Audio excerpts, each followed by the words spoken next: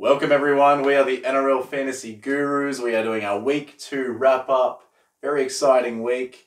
We're here in Fantasy HQ as always. And I'll start with the introductions, which I forgot to do last week. But I'm going to remember this week. I'm going to introduce myself first, because I'm the coolest. This is Alex from Goose FG. To your left is Red from Myrmidon's FG. And to your right is Mitch from Mitch's Lads FG, if I'm right. Switch it up, man. Yeah, switch it up. Now, we were at GIO Stadium earlier in the week, watching the game, Storm Raiders. Cracker of a game. We got out there for that one, saw some fans. Maybe not fans, but they recognised us. And we'll take that. We'll take that any day of the week. So we got recognised, so that was super humbling. Well, and I bragged about it all week. Did you get recognised, or did I, and then I introduced you? I believe Red did. I believe it was me who got recognised, and I introduced you, and they kind of glazed over it. But that's small details. Anyway, big day today, Teamless Tuesday, always big. There were bulk changes to many Cowboys, changes. Bulldogs, complete overhauls of that team, especially in the spine for Cowboys. So if you haven't checked that out, go to NRL.com, check out the team list, and base your changes on those. Or what we say. We'll head over to Mitch for the injury report, because there are a few injuries over the week. We'll just do a few quick ones. Joseph Tarpanay from the Canberra Raiders. Looks like he's out for 1 to 2 weeks with a broken thumb. Tamalolo, unfortunately, a lot of people had him. I've talked to quite a few people this week that unfortunately had him as captain. Oh, rough. And he looks like he's out for 6 to 10 weeks. So he's, get him out of there quick. Yeah. Brett Morris, unfortunately, couldn't survive Brookvale. And he looks like he's out for 1 to 2 weeks. Isaiah Yeo, he's spent more time on the ground lately than playing, and he's going to be rested this week. Get better though. Yeah. Concussion is a serious thing. You get that. But there are some big ins, like Tommy Turbo's back this week. That's exciting. He should finally kickstart Manly, hopefully. I miss Tommy T. Be a bit of a lifeline for him. And obviously Jake Frank Cooper Conk back. Big ones for Roosters. Yeah. Even though they pulled out the win without him. So, Alright, now Red, over to our latest and greatest segment of all time. We got some good comments on it. No, we got no comments on it. We got absolutely no comments on this, but you know we're going to stick with it. Sticking with it. Welcome to the stock market. Bit of Wall Street action going on here. So we're going to talk buys, sells. We're going to start talking some bewares and some pump the brakes or hold the phones. There's a bit of a discord about what we're calling that, but you know, maybe hey, if you guys want to let us know what you prefer, that'd be great. Because we've had a constant debate about this. So either pump the brakes or hold the phone. You let us know. We digress. We're going to start with buys. That's what everybody wants to know, who to bring in. So we're going to hit you guys up with that first. Mitch, who you got for a buy, my friend? Usually when people talk buys, they go the lower end of the scale, the cheaper guys. Not me. Clemmer. That's who you need to bring into your team. He is playing nearly 65 minutes a game, averaging nearly 55 points a game. He's lowish break even at 42. I think bring him in your team and you won't be sad about it. He's killing it this year. He's doing great. He's an absolute meter eater. Same as Jairo, another good option to bring in this week. But Clemmer, he's been killing it. Knights playing big minutes. Yeah, 65 minutes. I couldn't believe that. As a prop is huge, which is just like the feeder. Yeah, to be honest, and 2 months to the games too, so he's really taking control of that forward pack. Yeah. They're not slouches out there. No, God, he's made a difference. I think he's taking it personal to set the standard for the boys. And these are all base stats too. We're talking about with Clemmer, like no tries, no try assists in there, so no, definitely a great bring-in. He's been great. All right, Herms, you go. All right, I've been struggling with my wing fullbacks. I need to up the ante on those. I played Ravalawa, started him last week. I think everyone fell into that trap. Braden Burns, he has been a revelation this year for South Sydney. Fantastic. He has been breaking tackles. He's got 2 monster scores in 2 weeks. He's now in 12% of teams, so people are picking up on him now. So now's the time to buy it, 407k. DPP, wing or centre, -6 break even, so he's still going to make you money. I think if you're going to buy him, bring him in now. Has to be now. Got a huge 65-point game last week. He's my buy of the week, Braden Burns. Pretty good. I like Pretty it. good. I like Braden Burns too. I've also gone into the wing fullbacks. I was a bit sceptical about this guy to begin with, and Mitch was all about him, and I now have to concede that Mitch was 100% right. Going with Charles Nickel-Clockstead. We were at the game, and mate, that dude has tree trunks for legs. TV doesn't do him justice. Holy crap. He should be a running back in the NFL. Like, he's got legs built for power. And you just see, like, when he's running, he's gaining meters. Like, he has 332 meters over 2 games. Doesn't sound like much, but from the distance that he's had and line speed's been hefty, he's just been making meters on his own. Another guy like Clemmer, base stats. Yeah, very base stats. No tries, no try assists either. He's been fantastic. He's 429, so it's a little bit more expensive than young Burns. He's got break even at 12. He's averaging 43 points a game, and he's got 11 tackle busts so far this season. So he's a tackle bust machine. He's only going to get more ball as he starts to integrate into that team, and as he starts to find his feet there at fullback. I think he's just going to explode later in the year. Yep, Clockstead, great bringing it forward. Yeah. All right, we're going to hit on sells. I told you who to buy. Now it's time to know who to get the hell out of there. Who's going to start with you? Well, I covered Burns for South Sydney for the buys. So for the sell, not every back at South Sydney has been playing well. And Dane Gagai, even had a guy message me on Instagram about Dane Gagai, how he had regrets, and I couldn't agree more with him. He's been absolutely terrible on the wing there. 487k, still expensive. Get him out of your team now while he's still worth something. He's averaged 17 points over 2 games. He's still in 7% of teams. And he's got a break even of 48 this week, which I just don't think he'll come close to. So get rid of Dane Gagai at all costs this week. It's so surprising because we see him play for Queensland and he just dominates. He scores tries, line breaks, tackle busts. Man of the series. And not that I don't think he's playing bad, but it's just not translating to fantasy at the moment for him. So that's like Matty Moylan when he was a player for the Sharks. Never translated to fantasy. Brilliant player, but it just never came over to fantasy. I think he's in the same boat. Unfortunately for fantasy, just great players sometimes don't translate. Absolutely. Mitch, give us your sell, mate. This one's actually hard for me to say because I was high on this guy and he's still an outstanding player, but for me, Andrew McCulloch's a sell.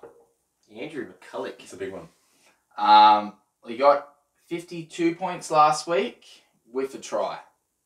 For an 80-minute hooker, that's just not good enough. You scoring a try, you should be looking at 70, 80 points for your 80-minute hooker. His break-even's quite high this week, 48, and we've been lucky the last 2 weeks because me and you had him. He's gotten over 50 points, which is decent, but the way we talked him up pre-season with Seabold coming in, we thought he'd be Cook 2.0. He just hasn't been delivering. Hopefully this week he picks it up, but yeah, I can see a sell there. Yeah, look, I think his problem is that forward pack. Last week with DeVita back, they were dominating people. Like, I spoke about how NFL, like before, that's like dominating the trenches. Like, these guys literally ran the game from the forwards. Your halves are swill out there in Bronco land. But if you get any half who's worth his salt close enough to the line, man, they're going to put points on the board. And that's what these forwards did. They took a stand when their halves weren't getting the job done, and they've made that job a lot easier, which has made his job a lot easier too. So he hasn't been having to do the tackles, the runs out of dummy half, or the try assists. He's just been handing off to blokes who just want the ball. Yeah, they're hungry. They're hungry. And they've got players to come back. Payne Haas is coming back. Yeah. Like, how are they going to fit in that team? Like, Fletcher had a big game last week. That's an amazing forward pack. And they're all young. Yeah, and they've got Jaden Sewer, David Feeder. Mate, they're an amazing. Quite the nursery up there. Yeah, beautiful. All right, my sell. I've also gone a hooker. I've gone with Josh Hodgson. I went Raiders before. I'm going Raiders again. I think Josh Hodgson. He's playing 80 minutes and he hasn't cracked 40 points yet. An 80-minute hooker who can't crack 40 points, 42, but like he nor there. 30 and 42 points. Disgusting. He's had 3 missed tackles and then 7 missed tackles last week. That's disgusting for a hooker. Yeah, no good. If you've got him, you need to get him the hell out of there. He's still 6'28", so you've got a bit of breathing room to get someone half decent. Hell, I'd take either of the Brayleys over him. Like, he's just been putting up some rubbish, some absolute rubbish points. Well, we thought with Tavili on the bench, he might lose minutes, but he hasn't. Right. Tavili's coming on forward, so but yeah, Hodgson needs to pick it up. Yeah, and like I said, from a hooker, missing 7 tackles in a game, inexcusable. Unforgivable. Not good enough.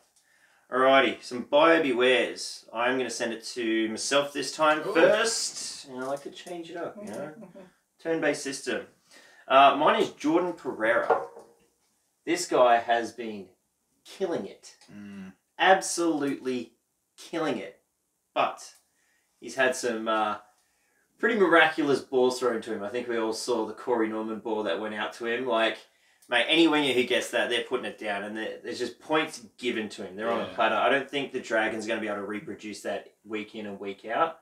And they've got a lot of confusion going on with their playmakers, and I think long term it's actually going to affect your wingers and your centres of that team a lot more heavily. The chemistry, or yeah, and like, well, that's how wingers get a lot of their points, tries, line breaks, etc. And I think like he's got a relatively low break even, so people might be inclined to go and get him just because of how well he's been doing. He's averaging 50 points a game, but I just think that over time they're going to slow down. Like next week, look, they got the Broncos. So I don't think they're going to be scoring a whole deal of points against the Broncos. No. They're going to be put in a whole horrible way of positions when it comes to that forward pack, bringing them down the field. So, yeah, buy beware on Jordan Pereira this time. Yeah, I couldn't agree more. Herms, we'll let you go. Robbie Farah, buy beware. He's killing it, man. He is killing it, but he can't keep this up. 2 weeks, 3 tries, 3 try assists, averaging 77 points. He's the best in the league over first 2 weeks. Because Friend didn't play week 2. But he can't keep this up. Tigers been playing well. 2 very easy opponents the last 2 weeks. So I think beware. If you're thinking he's going to keep this output up, he won't. So the Bulldogs are going to be tougher, are they? Okay, yeah, they have Bulldogs week 3. But he will not keep this output long term. So and he's peak price. I'd rather go with someone like Cam Smith, who I was wrong about a couple of weeks ago. He's been killing it, Captain Cam or Cook, the same amount of price with players that have the better base stats, please.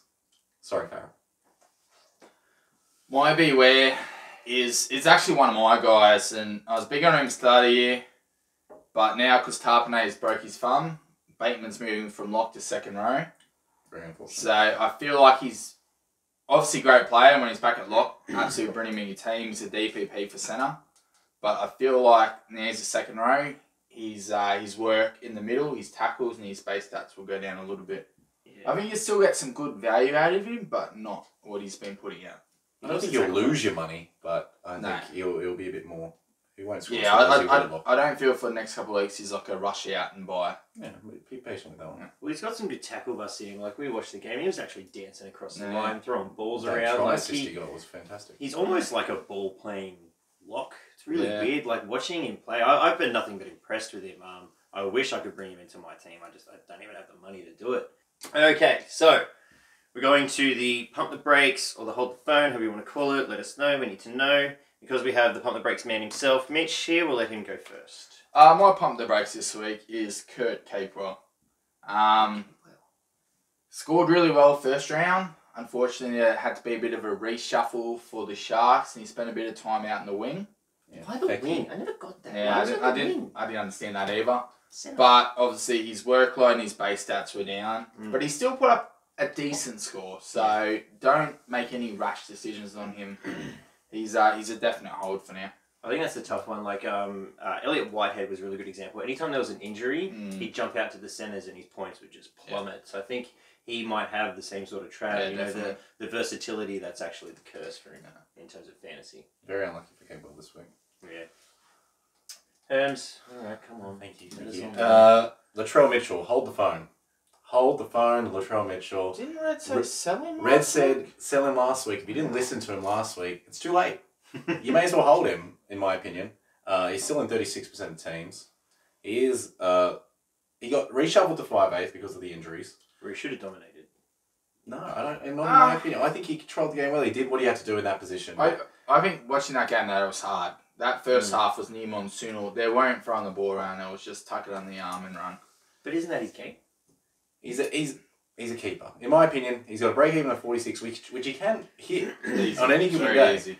He got 21 points last week. He's still 617k, so he's still very expensive. But I know, in my opinion, I know there's great second row centre options this year, but I think if you didn't sell him last week, you may as well just hold him because he's going to get back up to that level. That's just my opinion.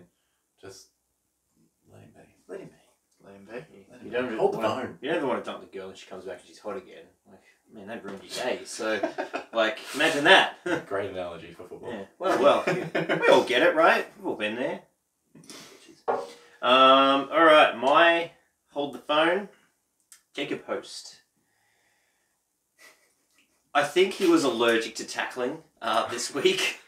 Maybe he didn't have his puffer on hand. I don't know what happened. He was sidestepping people like he had the ball in hand. Yeah. But he was on defense.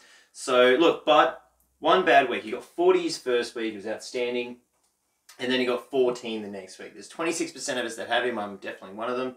I would say at least just hold on for now. Give him at least one more week. He's very low break even of 11. He's probably going to get you that at least. If you just throw him into the emergencies and don't use him, like literally as far down as you can get. If you're injured players, put him above him. But at least he's going to make you a little bit more money this week and maybe the next, just to hold on to him and make that cash. He's still a 60-minute second row. At the end of the day.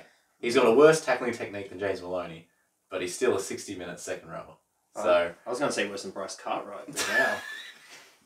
Rough.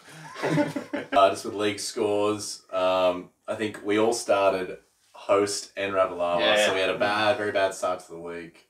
Finished quite strong though. We finished quite strong considering, so pop those scores up there. Sorry for anyone who had Tamalolo as their captain this week, or had Friend as their captain and got it locked in before they saw the late mail.